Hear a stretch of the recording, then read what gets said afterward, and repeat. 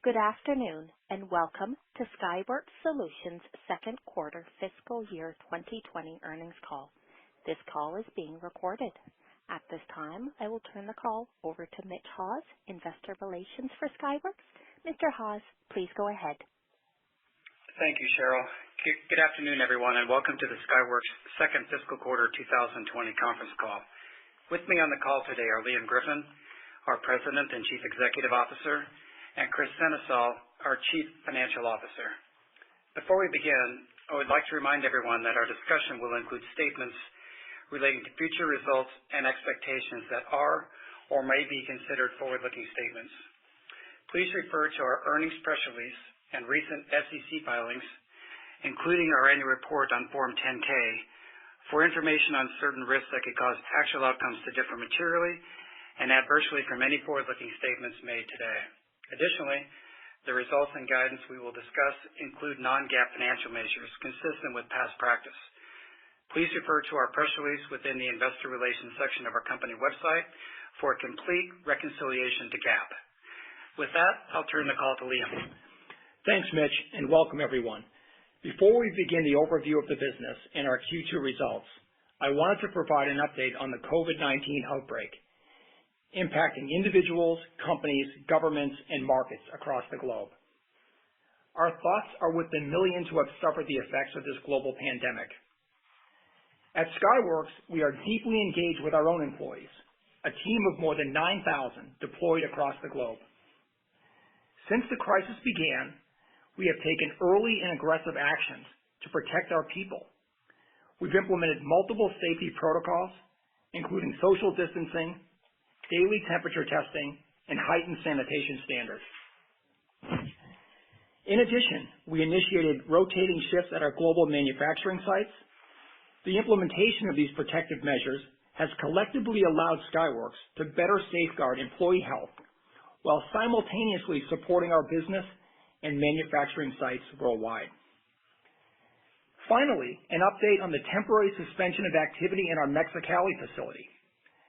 After working in close collaboration with state and local officials in Mexico, we were given permission to resume operations last week. Assuming no further interruptions, we do not expect the temporary suspension to have a significant impact on our business going forward. Now, looking at the second quarter in more detail, we reported revenue of $766 million, in line with our revised guidance. We produced gross margin of 50.2%, an operating margin of 32.5%. We posted earnings per share of $1.34, and we generated strong operating cash flow, totaling $280 million in the quarter. Further, our design win momentum reflects our execution across a rapidly evolving business environment, one in which our wireless technologies are playing an essential and critical role.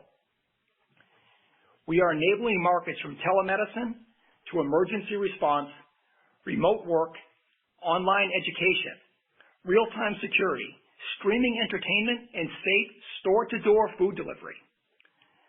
Our mission of connecting everyone and everything all the time has never been more relevant.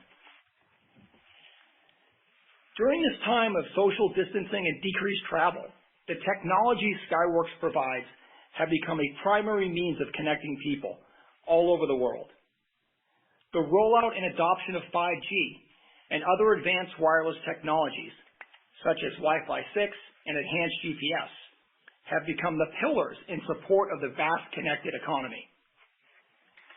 Skyworks is proud to play an integral role in making these vital technologies and essential connections a reality. During the March quarter, we expanded our engagement with leading customers, securing key design wins across numerous applications, from the mobile phone to wireless infrastructure, IoT, automotive, machine-to-machine, and medical applications. In mobile, we are leveraging our Sky5 platform across multiple flagship 5G launches, including Samsung, Oppo, Vivo, Xiaomi, and other Tier 1 players, and expanding our technology reach across our customized diversity receive platforms with new 5G-centric solutions driving sharp gains in design win count. In IoT, we are supporting high-performance 5G and Wi-Fi enabled tablets, specifically developed for health, safety, and telemedicine applications. Across mobile operators, we are powering 5G hotspots with Verizon and AT&T supporting the expanding work-from-home trend. We're extending our market leadership in Wi-Fi 6 with home and enterprise gateways at Cisco. We're enabling home security applications at Honeywell and ramping remote patient monitoring systems with GE. We're also launching asset tracking and fleet management solutions with Juniper and BlackBerry. Moving to the infrastructure space, we're supporting 5G massive MIMO and small cell base station deployments across the US, Europe, and Japan. And in automotive, we're accelerating connectivity content with leading brands including Volkswagen, Renault, Hyundai, and Nissan. These highlights demonstrate our technology leadership, underpinned by a diverse and growing set of critical product categories, resolving increasingly complex architectures and preparing our customers for the performance gains demanded in 5G. In these unprecedented times, our existing technologies and connectivity protocols are processing extraordinarily high data traffic. This explosion in data consumption is taxing networks with real-time video, high-speed processing, streaming content, and a long list of critical services, all dependent upon seamless, reliable, and ubiquitous connectivity. To illustrate how the pressure on the network capacity is intensifying, just over the last few months, we've seen visits to Amazon website rise more than 30% year over year. Zoom video conferencing passing a milestone of 300 million daily participants. Microsoft Teams platform logging a single-day record of 2.7 billion minutes. And now, with 5G just beginning to launch, the average user today is still working with legacy technologies, showing system weakness in this high data demand environment. Clearly, more than ever, always-on connectivity is paramount. Skyworks and our partners in the mobile and wireless ecosystems are anticipating and accelerating the development and delivery of much-needed cutting-edge technologies, led by 5G, Wi-Fi 6, enhanced GPS, and other networking protocols. As Skyworks and the world navigate this challenging environment, our focus will continue to ensure streamlined, high-speed connectivity, delivering a path for reliable, constant, and safe communication, reaching all of our customers and their varied applications. With that, I will turn the call over to Chris for a discussion of Q2 and our outlook for Q3. Thanks, Liam. Skyworks revenue for the second fiscal quarter of 2020 was $766 million, in line with the March 4 updated outlook, where we reduced our revenue guidance for the COVID-19 impact by approximately $45 million. At $766 million, revenue is down 5% year over year. However, excluding Huawei-related revenue in both Q2 of fiscal 19 and fiscal 20, revenue is up 4% year over year, despite the negative impact from COVID-19. Gross profit in the second quarter was $384 million, resulting in a gross margin of 50.2%. Operating expenses were $135 million, flat year over year, as we continue to prudently manage OPEX while making the necessary investments to accelerate future growth of the business. We generated $249 million of operating income, translating into an operating margin of 32.5%. Other income was $4.5 million, and our effective tax rate was 9.4%, driving net income of $230 million, or $1.34 of diluted earnings per share. Turning to the balance sheet and cash flow. Second fiscal quarter cash flow from operations was $280 million, and capital expenditures were $60 million, resulting in $220 million of free cash flow on $766 million of revenue, translating into a strong free cash flow margin of 29%. We paid $75 million in dividends and repurchased 3.2 million shares of our common stock for a total of $284 million. During the last 12 months, we have returned 92% of the free cash flow back to the shareholders through a combination of dividends and share buybacks. We ended the second fiscal quarter with cash and investments of $1.1 billion, and we have no debt. Now, let's move on to our outlook for Q3 of fiscal 2020. Given the supply chain and demand disruptions associated with COVID-19, visibility is limited for the June quarter, resulting in a wider revenue range compared to prior quarters. For the third fiscal quarter of 2020, we anticipate revenue to be between $670 and $710 million.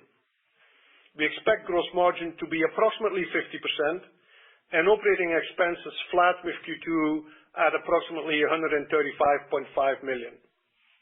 Below the line, we anticipate roughly $2.5 million in other income and a tax rate of 9.5%. We expect our diluted share count to further reduce to approximately 170 million shares. Accordingly, at the midpoint of the revenue range, we intend to deliver diluted earnings per share of $1.13. Lastly, I would like to highlight that the company declared a cash dividend of 44 cents per share for Q3, and we intend to continue with our share repurchase program. With that, I'll turn the call back over to Liam. Despite the macro headwinds, Skyworks remains uniquely positioned as a market leader in the most important sectors in technology, capitalizing on our strengths in 5G and other advanced wireless protocols. We have made the critical investments in human capital, intellectual property, and manufacturing scale to usher in a new era of ubiquitous connectivity. Our relentless focus on solving our customers' most challenging problems positions our partners to win by resolving complexity and advancing user experience. Skyworks' customer-first philosophy drives our product roadmaps, where we leverage unique, customized system-based solutions, purpose-built to offer interoperability, unprecedented levels of performance. Powered by the strength of our balance sheet and our cash generation capabilities, we are funding the investments that drive sustainable growth, differentiating Skyworks as both a leading technology innovator and a strong provider of consistent cash returns to our shareholders. That concludes our prepared remarks. Operator, let's open the lines for questions. To ask a question, please press star one. Given time constraints, please limit yourself to one question and one follow-up.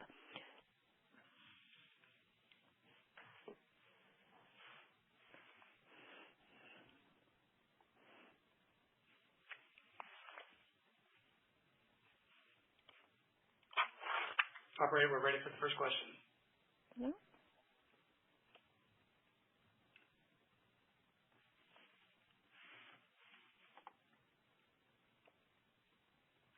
Cheryl?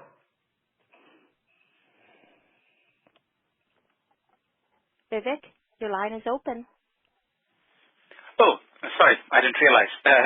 Thank you for taking my question. I actually had two, one on the June quarter and then second on the calendar second half expectations. So Liam, on the June quarter, I was hoping you could give us some more color. I know it's a little early, visibility is limited, but how have bookings played out so far? If you could give us some color by geography and mobile versus broad markets, and there's some glimmers that China might be recovering. Have you seen that in your business? Just some more color around what you have seen so far in your June quarter. Sure, Vivek, absolutely. Well, we have seen, coming through the March period and then moving into April, we're starting to see some improvement in the demand profile. So obviously we weathered some very bumpy seas here in the early part of the year, the whole industry. But, our ability to continue to drive design wins, and some of the design wins that we consummated earlier at the end of 2019 started to pick up a bit. So we were seeing a pretty rough period here coming through the end of March, but things have gotten improved, I would say, quite a bit as we've gotten into the first month of our June quarter. And we do expect, again, there's some visibility issues out there, but we feel very confident about the range we put out on the June quarter, and we feel very good about the bottom end of that range, and we certainly feel like there's a potential for us to go much higher. Got it. And then, Liam, on the second half, how are you thinking about the seasonal ramps? Because what we have heard from some of your peers in the mobile supply chain is that overall phone volumes are lower, but the 5G unit expectations are kind of hanging in there around the 170 to 200 million unit number for this calendar year. Is that consistent with what you're hearing? Just in general, how should we think about your seasonal ramp going into September, right, which tends to be your strongest sequential growth quarter? Thank you. Yeah, great question. So a couple things. We have high conviction and are really happy with the design win position we have going into the second half of the year. It is really about timing, Vivek. It really is. We think the appetite from the consumer is very, very high. There were supply chain issues earlier in the year for everybody. And I think once those supply chain issues resolve, and they are resolving, the consumer then has an opportunity to capture that demand with high-end products. So we have very good position with the leading players, both in the U.S. and abroad. And we do believe that the second half calendar year and Q4 for us are going to be much stronger than what you see in Q3. Thank you. Your next question comes from Ambrish Srivastava of BMO. Please go ahead. Your line is open. Hi. Thank you very much. Chris and Liam, I just wanted to get a better sense for your operating plan. How are you modifying it in light of what we're seeing in COVID? And specifically, how should we be thinking about OPEX beyond the quarter, CapEx, as well as cap allocation? Are you going to continue with your share buyback? So just wanted more color on those. And I had a follow-up. Yes, Ambrish. So we are not changing our operating plan. And of course, we're going to continue to drive the top line growth. And as Liam just pointed out, we see a lot of strength, we expect a lot of strength, especially in the second half of the calendar year. We are holding our margins above 50%, and as the business starts growing, we will see back improvements from a gross margin point of view. From an OPEX point of view, as you know, we're running a very lean ship. We will continue to do so. We will continue to manage that. There is some discretionary spending reductions that we are putting in place, but at the same time, we will continue to make the necessary investments in R&D and sales and marketing to support our customers and to support the growth in the second half there as well. From a capital allocation, very similar. We will continue with our CapEx plan. We will continue to manage that. So where we can see and possibly make some reductions, we will not hesitate to do that. But keep in mind that most of the CapEx is driven by technology, new technology in filter, BAW filter, very complex assembly and test new technologies. And we will make those investments to support 5G ramps and so on.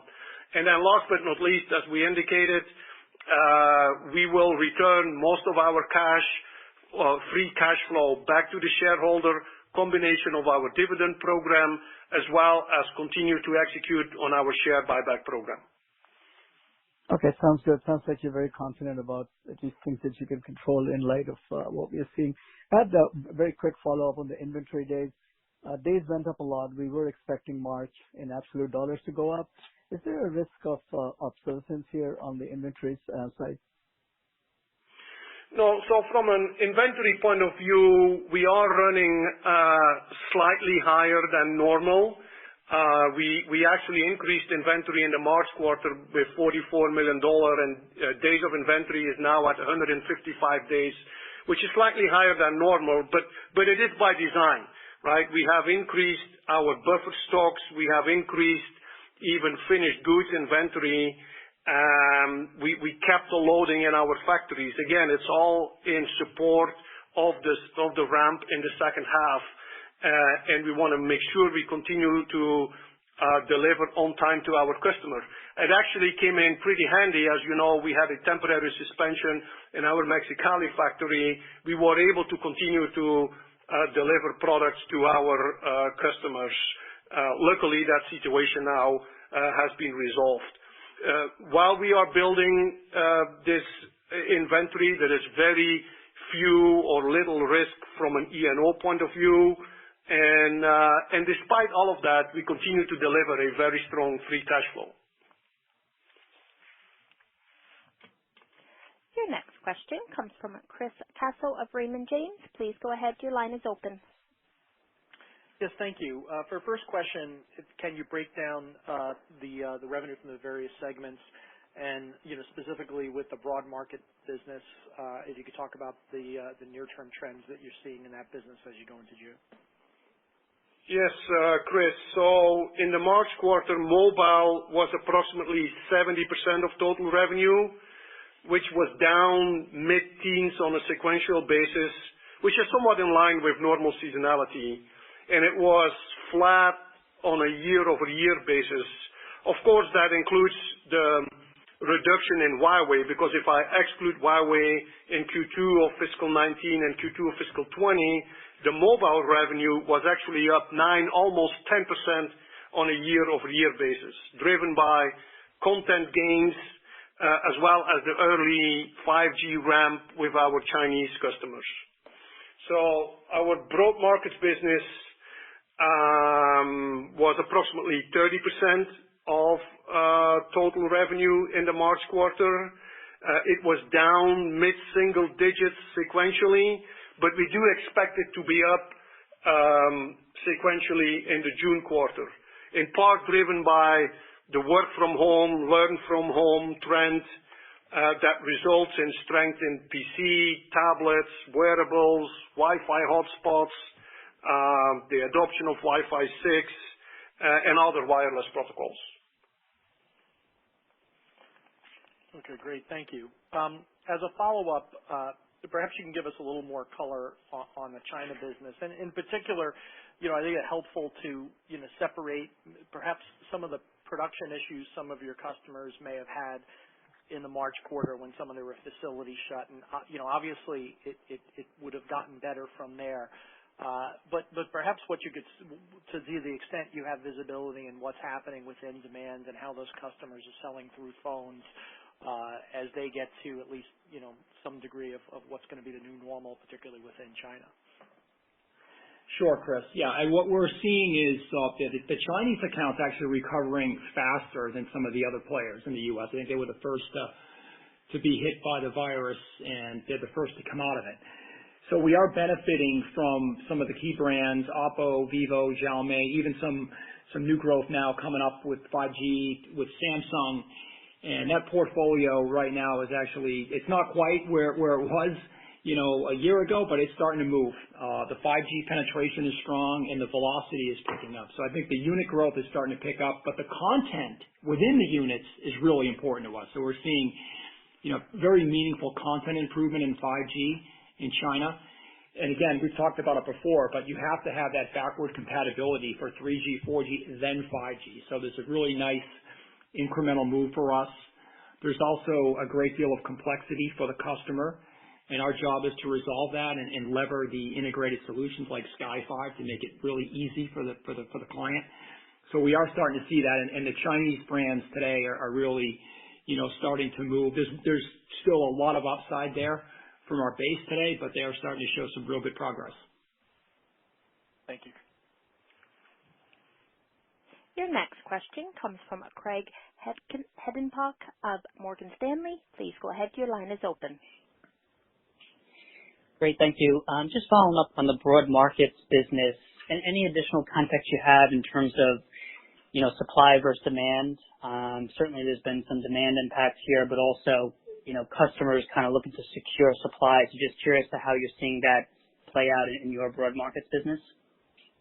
Sure, Craig. You're right. I mean, there was definitely a period of time, and it's still being resolved, with some imbalances in supply and demand. There's been quite a bit of demand in broad markets for technologies like Wi-Fi, Wi-Fi 6, even some of the GPS technologies, and we deliver those. So we fortunately do the lion's share of our business in-house, right? It's under our watch in our own factory. So we've been able to be, more active, more agile in executing to those demands. And a lot of those demands, as Chris mentioned, were driven by new applications, work from home, again, all of the services that are starting to create the opportunity, right, we're seeing today, whether it's safer home and entertainment, whatever it may be, the technologies that we make, not just 5G, but the Wi-Fi and GPS are really moving fast.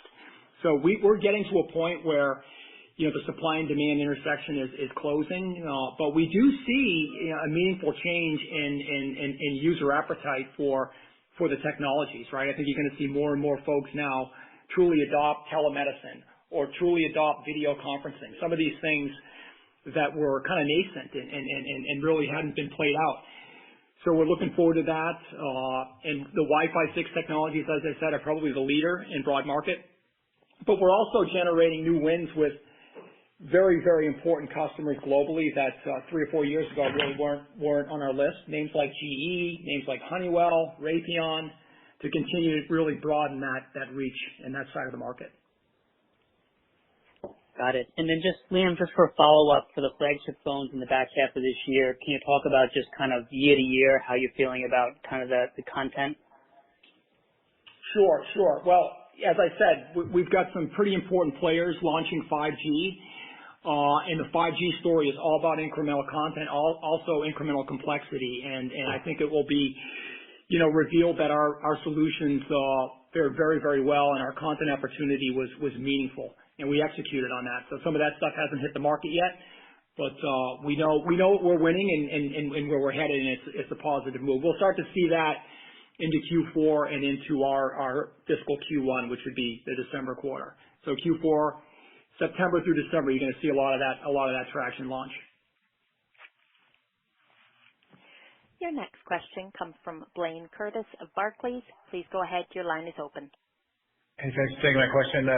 Liam, I'm just curious, you went through your own factory shutdown, but the handset OEMs went through that issue in Q1. You had an up quarter. It's hard to disseminate because you're obviously, I think, coming off a very low level and maybe gaining some share, but I'm just kind of curious your perspective on an Android market. Was there any inventory that was built in Q1, and does that rectify itself in Q2 with this guidance?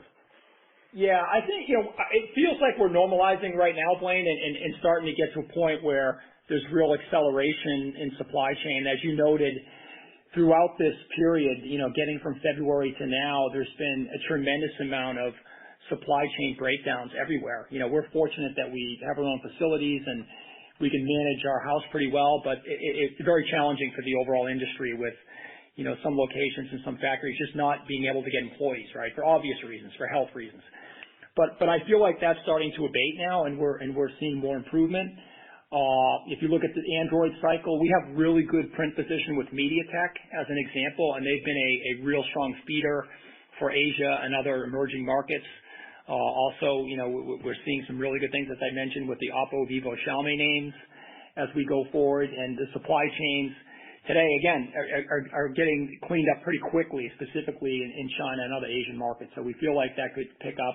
And it's another thing that the overall theme here is that we've got a great technology in 5G globally, the industry, and the consumer has not had a chance to get there, right? We had supply chain issues.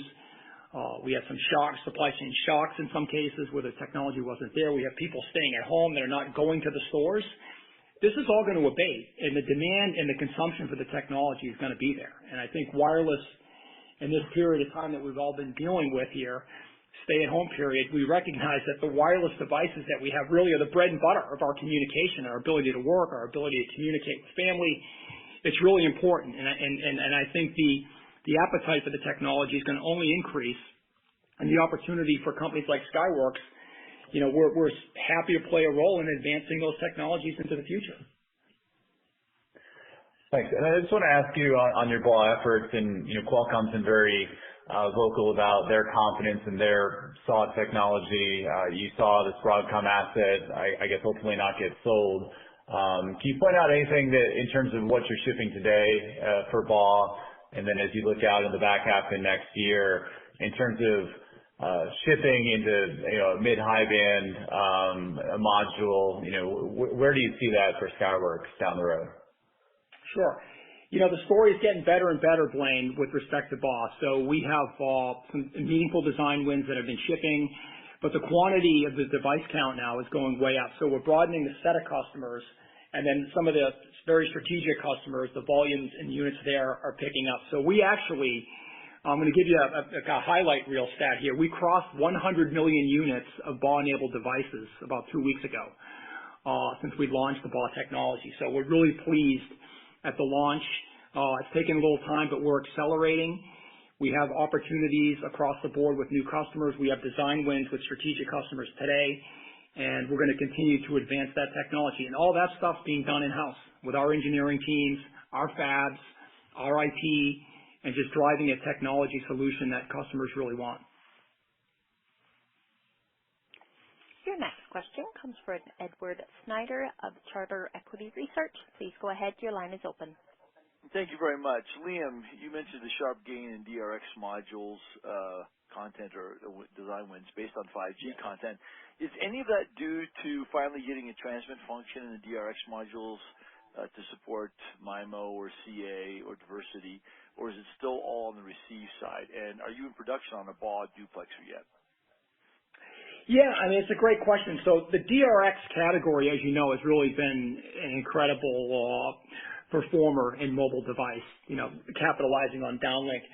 And there's so many variants, Ed, for us. We have a really wide portfolio in that technology, and we are starting to see greater usage across the board. There's so many different versions, whether it's DRX, DSM, ultra high band, mid band. You can go across the board, and we're able to play in each one of those categories. And it's a technology that requires very strong, very powerful filtering, the ability to work collectively with potentially LNAs and other technologies, and then integrate in a way that works for the customer. So we're doing really well there. And we do want to continue on the BAW side to advance the technology into higher and higher bands and capture more and more of that pie. And I think, we have some important customers and accounts that work with us that collaboratively we're trying to get to that solution together.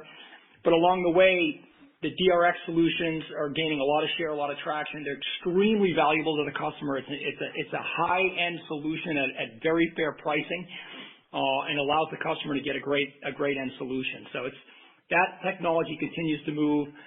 The bulk acoustic wave technologies, again, continue to move up. We've demonstrated some volume now, but we still have a lot of room to move from here. But by no means have we captured all the business. There's a lot out there for us to go after. And then on ultra high band, if I could, the sub-6 bands in China requiring both 77 and 79, and T-Mobile hot to use Sprint's band 41 for 5G. We're seeing up to 5 new transmit receive chains being added to some of the high-end phones. How many of your customers are putting more of a premium on size, so say favoring your dual band solution versus flexibility on selecting individual bands that is more of the kind of approach that China's taking? I'm trying to get a feel for, one, what solution is being favored, and two, are you seeing a lot of people opting for the kind of the fuller end, high-end solutions that would require more integration? Thanks. Yeah, no, it's a great question. So you're right. N77, N79 really important right now in the 5G landscape. And you hit another point that I didn't make.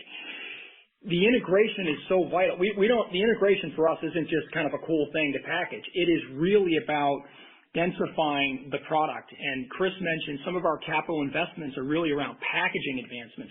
We, of course, are developing filters and trying to raise the bar on frequency with our filtering technology, but you also have to have incredible technology on the packaging side to create that miniaturization. And with more and more technology squeezed in, you've got 3G, 4G, and 5G incremental, you've got transmit, you've got receive. It's very, very complex architecturally. So those technologies that we have are critical, and customers do want it integrated. There's an appetite in some cases for discretes, but that's really moving in the rearview mirror. And the new technology, specifically in 5G, are going to be around densification, packaging, and then bringing all those elements to the customer in an easy form factor. Your Your next question comes from Toshiya Hari of Goldman Sachs. Please go ahead. Your line is open. Hi, guys. Thanks for taking the question. My first one was on your exposure in China. Chris, I think last quarter you guys were kind enough to size your business with the non-Huawei, the OVX camp at around $100 million in the December quarter. I'm curious how big those guys were in the March quarter and what the outlook was into June. And related to that, we're getting quite a few headlines related to the U.S.-China, trade relationship. Any of this kind of potentially impact you guys down the line? Then I have a quick follow-up. Yeah, our China business remains on or about 20% of total revenue. We definitely see strength with Oppo, Vivo, Xiaomi as they ramp their 5G phones with strong Skyworks content in it. Unfortunately, the business with Huawei remains at a much lower level than it was historically, although we are able to continue to ship under the ban, which is still effective right now. Got it. And then a quick follow-up on gross margins. I was positively surprised to see gross margins in the quarter essentially come in line with guidance despite lower revenue. And I guess similarly into June, you're guiding to essentially flat gross margins with a reduced revenue outlook. So I guess I was curious, what were some of the offsets in the March quarter? Chris, you spoke to maintaining factory loading, so maybe that's the explanation. But were there any positives that sort of materialized in March, and what are some of the potential offsets into June? Thank you. Yeah, no, I mean, we continue to work really hard to improve gross margins, and as I talked about that before, one of the most important things is, of course, is advancing the technology, higher complexity, more value add, new products, especially with 5G, Wi-Fi 6 that we bring to market. And typically those higher complex type of products demand a higher gross margin. And so as we bring those new products to market, you will see a boost from that. Unfortunately, yes, there is some disruption in the supply chain and some inefficiencies as a result of COVID-19, and so that's why we're not at 53% gross margin today. But we hope that once all those disruption gets out of the supply chain and we start ramping the business, we will see some nice further improvements on the gross margins. Your next question comes from Craig Ellis of B. Riley FBR. Please go ahead. Your line is open. Yeah, thanks for taking the question, and congrats on the financial performance, and Liam on the internal BAW milestone. That's a big one for the company, given the years of work there. Yeah, you're welcome. What I wanted to do with the first question is just to make sure I'm looking at what you're seeing with integrated mobile correctly over the 12 to 18 month time period. So, we have been shipping Sky 5. We continue to do that, and it sounds like broaden our OEM base in the quarter. And so that sets up well for the back half. You've got 5G diversity receive, and I wasn't clear if you were saying that was going to ship in volume in the second half or really for next year. But in the second half, our 5G units should at least double half on half for industry, just given the projections that are out there from some of the big guys. And then next year, hopefully we don't have a situation where we lose 10% of our sales space due to a virus crisis. So help me, one, understand if the timing for some of the new products is somewhat as I outlined in terms of their impact on financials. And what does that mean for next year's growth? Are we solidly back in double-digit growth next year for integrated mobile? Yeah, great questions, and lots of ways to think about it. So I'll tell you what we see now, Craig, and how it plays out into the future. We really are feeling good about the design consummation that we've made here, and those products, a lot of those products have not yet shipped. And you hit a couple of key points. Sky 5, great traction, a lot of room. Diversity receive, we're delivering that in low band, mid band, and high band. On the receive side with some great technologies, all of that new. Then we start to get into the broad markets, we're seeing more and more. I mean, Chris touched on some of it, but we're seeing a real nice run up in some of the Wi-Fi technologies, Wi-Fi 6, and those are not low-end products. Those are very, very high-performing data drivers. And in this work-in-home environment and some of the new applications that have been stimulated through this are not going to go away. The appetite is there. So when you get to the macro view of how do the numbers come together, it's really about timing. The magnitude of the dollars will be up. We know that, and we believe that with great conviction. We're coming off of a low point as well. I mean, this is our pivot. Q3 is our pivot quarter. This is our pivot quarter. We're going to be up and to the right from here. And it's just about the rate of change or the rate of revenue and the timing, right? I mean, the world really doesn't care about 90-day quarters. It's just about the actual growth and consummation of the demand. So we feel really good about it. And there's reason for it. The products are better. The 5G technologies are much faster. They're more reliable, better latency. You can move it into IoT. There's just a lot to do. And unfortunately, this COVID-19 thing showed up. No one expected it, and it put the brakes on the business. And now we're starting to recover, but we still feel really good about the outcome and where we're headed. Our factories are positioned well. We're in extremely close communication with every one of our customers, working hand in hand to consummate and intersect their supply, our demand, their demand, our supply, working it together. So it's a great opportunity for companies like Skyworks to shine. We have our own facilities. We develop at a chip level, then integrate at a systems level. We can create flexibility for whatever market the customers want to roam in, what their size constraints may be, what their current consumption may be, and weave that all together for a solution. But we feel really good about the macro theme here. It's been delayed, unfortunately, but we see that starting to come back by the end of this quarter and certainly into our Q4 in the second half calendar. That's helpful. And then the follow-up is just on broad markets and one of the comments from your recent remarks and earlier. As you went through some of the applications for which broad markets is seeing good demand and has some runway, whether it be auto or others. One of the things I don't think I'd heard previously but was on today's call was telemedicine. And so the question is, in the world that we're now in, beyond telemedicine, are there other application areas that are coming into the broad markets portfolio as new incremental SAM for you? And if so, what would they be? Thanks, Liam. Yeah, I think the video conferencing dynamic is incredible. I'm sure everybody that's on this call has been using that recently. And you know, even the best technology out there today is still not good enough, in my opinion. And I think the appetite for that is really going to create some interesting dynamics for us. I think that's one really important one.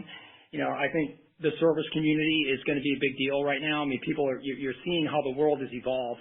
We talked about some stats about whether it's Microsoft Teams or Zoom or, you know, stay at home, food delivery. These are things that I don't think they're going to go away. Even when the COVID-19 pandemic is done, I think there's going to be some lasting behavior, and some of that's very good behavior for our business, where the consumer is going to rely more and more on wireless technologies and remote technologies to live their life, and you know, whether it's education, whether it's healthcare, whether it's entertainment, all of those services are provided and can be provided through wireless technologies that we bring to market.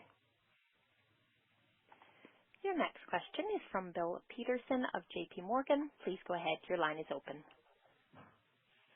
Yeah, hi, good afternoon, and thanks for taking the questions. I guess the first question, as it relates to COVID-19 impacts, and in this case on the supply chain, it's good to see obviously Mexicali coming back, but you know, there's obviously a lot of talk that there could be multiple phases of this virus. I'm wondering, I guess, what percentage is coming from Mexicali? What are the opportunities, or have you considered outsourcing, and what are the contingency plans?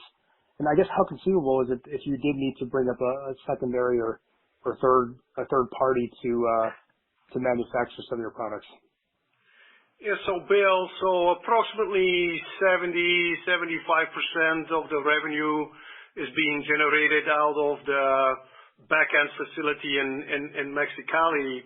Now, before this whole COVID-19 pandemic started, we were already building a more diverse supply chain, and so we have already started to shift part of our supply chain with third-party assembly and test houses out there, mostly in Asia. And so that's obviously a trend that we will continue to do so. Okay, thanks for that. And I know you guys constantly talk about crafting solutions, working side by side with customers. I guess with a lot of the lockdowns in place globally, how has that impacted your design activities? I presume obviously your second half design wins are well locked and loaded, but as we think about next year, how are you working with your customers to craft these solutions? Yeah, we are doing that, but it's been far less face-to-face, hand-to-hand kind of communication, right? So we're not shoulder to shoulder the way we used to be, and we will be again. But in the meantime, we've got really clever engineers with customers that are very smart, and we're using the technologies we talked about. We're doing video conferencing, Microsoft Teams, a lot of conference calls, a lot of sharing of PowerPoint, and openness as we go through this. So it is a different dynamic. I think most of us prefer, the in-person contact, but it's one of the things that may change, right? I think the world may change as a result. There could be more and more distance-based communication, and again, that's more of a wireless play. But in the meantime, we're staying extremely close with our customers. We're taking care of our people. We're being good citizens in that regard, and we're hoping that we can all get through this together and look forward to better days. Your last question comes from Harsh Kumar of Piper Sandler. Please go ahead. Your line is open. Yeah. Hey guys, thanks for squeezing me in. So Liam or Chris, question for you. In the last 6 months, revenues are down roughly, call it $200 million, but your margins are within a band of basically 30 basis points. So the question is, what have you guys done here to basically keep your margins up, despite the fact that your utilization, I assume, is down quite a bit, despite the fact that you might have built a little bit of inventory? I'm just curious. No, Harsh, this is, as I indicated before, a lot of hard work from the team, and there's multiple elements that come into play, right? There is more complex, higher value add products that we bring to the market. That's very important. We continue to execute well. Secondly, of course, it's driving down the cost in our factories and our third-party suppliers, building a very efficient operations. And then, of course, we do have a little bit of a tailwind from a mix point of view as broad markets is growing and has some higher margins compared to the mobile business. As you know, our target model is 53%. If it wasn't for the headwinds that you just indicated, we would have been there already.